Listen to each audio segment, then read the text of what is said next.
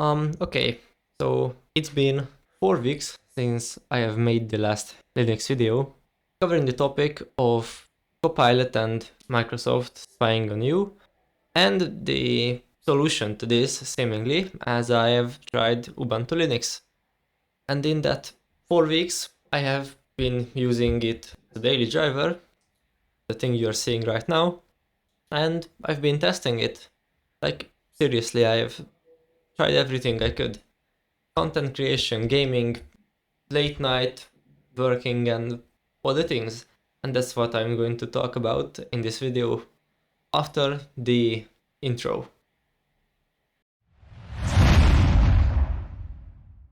Okay, so welcome back to my channel. I am Dorian. You might know me from my previous videos or my Instagram page, link in the description.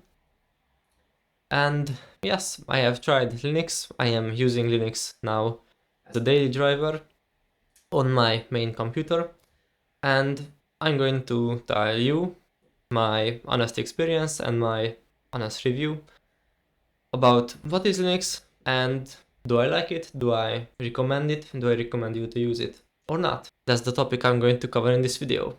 So first of all, how was the transitioning between, Windows and Ubuntu?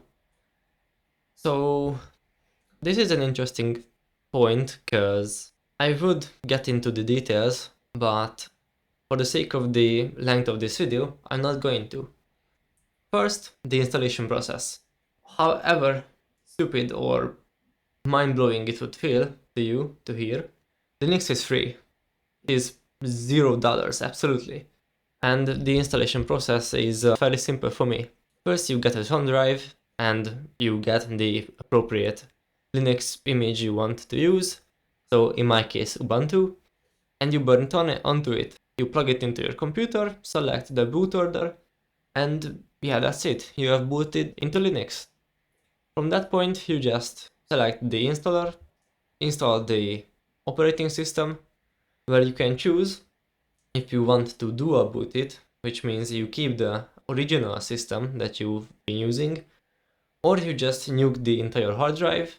That's what I did, and have a clean installation of Linux. Now, is it user-friendly or is it not? Because I have told my Linux experience to friends, family, social media, and a lot of people actually think that, oh, Linux is this command line, this terminal bullshit that you can't actually use, that is not user-friendly, that is not a good daily driver.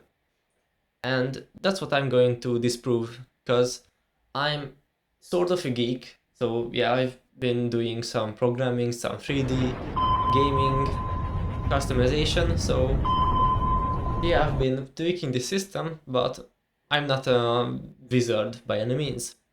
However, it was still fairly easy for me to install and to use Linux.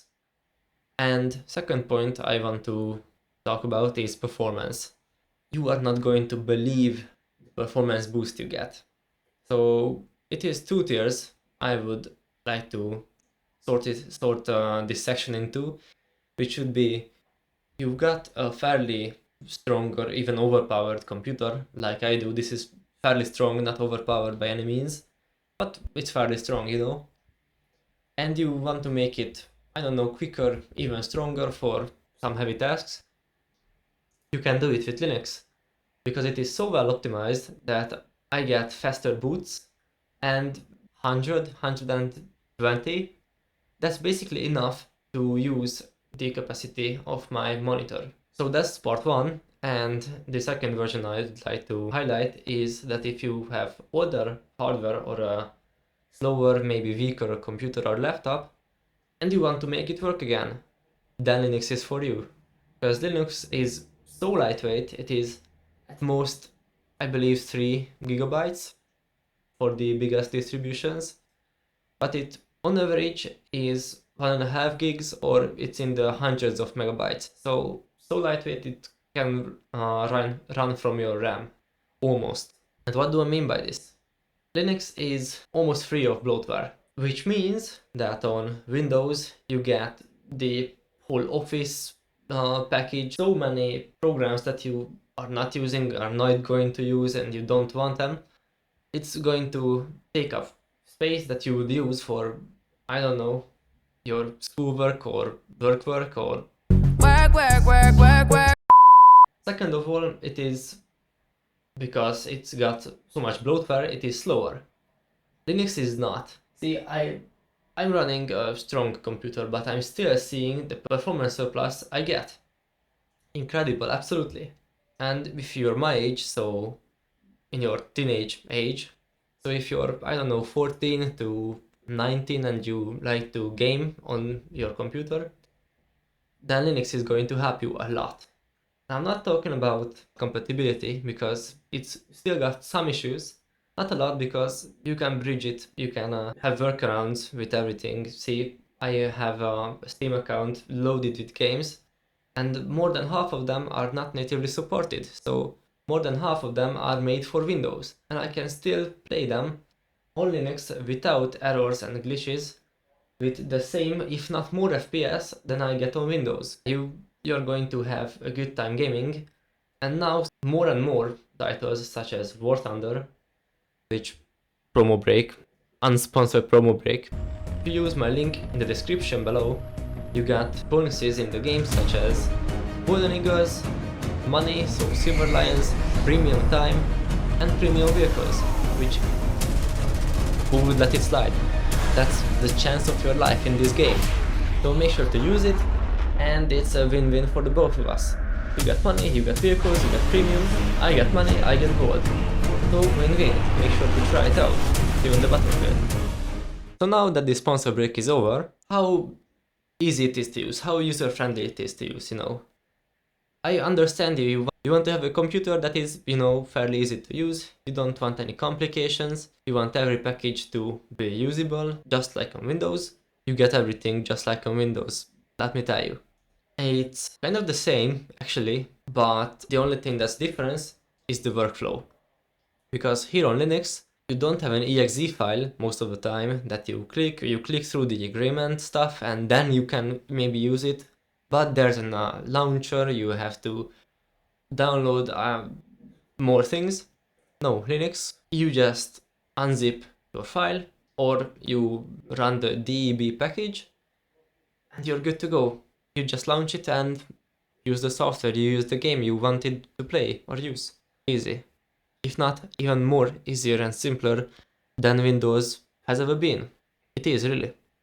I know that some of you, if not most of you, are not computer geeks like I am or like the Linux community is.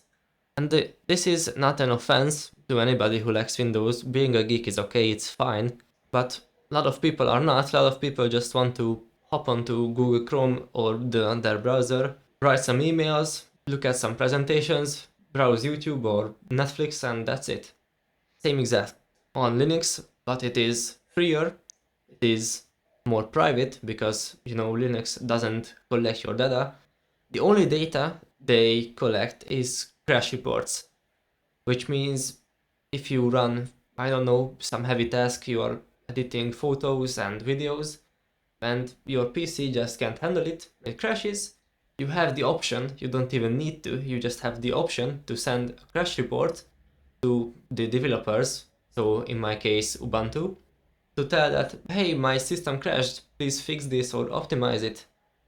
It is incredible, you don't have this on Windows. You should have this on Windows, but they're not going to implement it. So yes, my 4 weeks of using Linux has been absolutely a dream. I would absolutely recommend it to try for everybody because, again, it's not hard to use. If you find it hard, you can find tutorial videos on YouTube or on forums online. So really, every solution is online right now. If not, you can just go to the forums. For me, again, Ubuntu forums, and ask the question, and the community is absolutely kind, it is helpful, it is ready to help you. I'm a beginner, and I found it hard to set up DaVinci Resolve on this computer. At press time, so recording this video, today, at the start of the day, I didn't have it set up. However, thanks to the help of this guy here, I was able to set it up and run it. Shout out to this guy, you're a G. It works the same as Windows would, but again it is faster, it is lighter, it is stronger, it is more private. You've got no reason not to use Linux basically, if you disregard the slight learning curve. But everybody has to learn their computer, right? Because even on Windows, if you haven't used it, or it's your first computer, your first laptop, you have to get used to it anyways. Why not just do the same with Linux, and you get so many benefits that you're not going to even consider going back to Windows. And that is where I want to end this video. I want to thank your hospitality, the Linux community, so shout out to anybody who uses Linux. Thank you for watching, and make sure to check out my older videos, and see you in the next one. Peace out!